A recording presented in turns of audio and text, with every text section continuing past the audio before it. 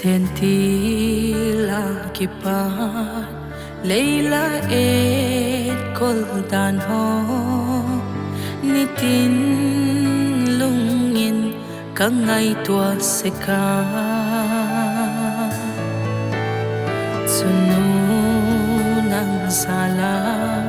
Kahampat na ohi Van soy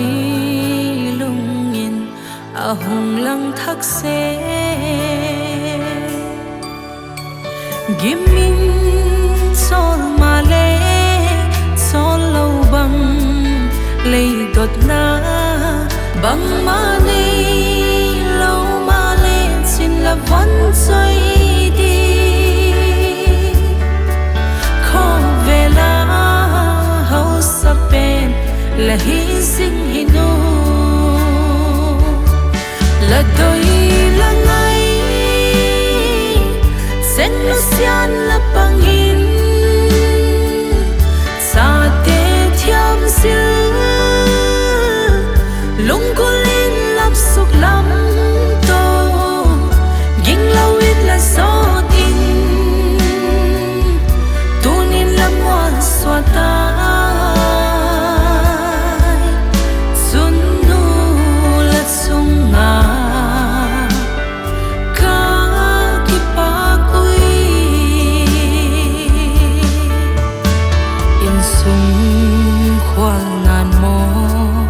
lối lê pai bồn sầu lâu lung lê tha chôn đắm ni him lâu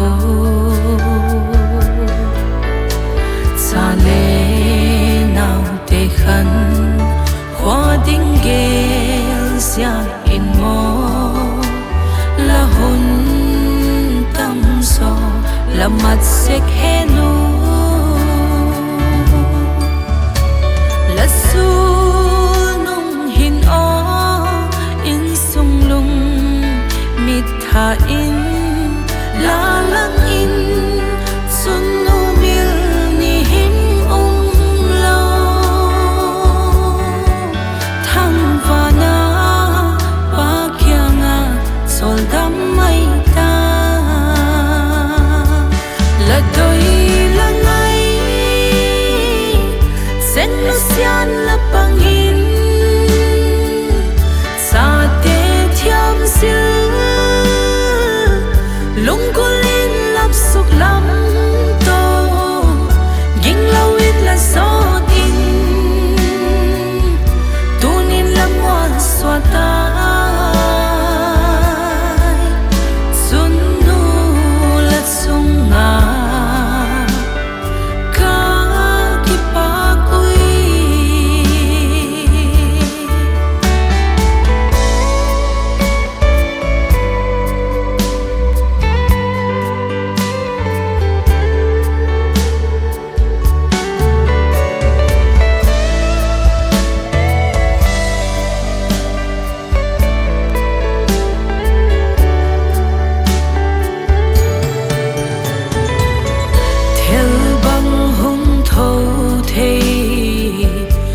ta về lệ xuân mít tươi to la pa sap na ga te du to ka tươi băng đón thấy lệ xuân là vòn trôi chênh nào băng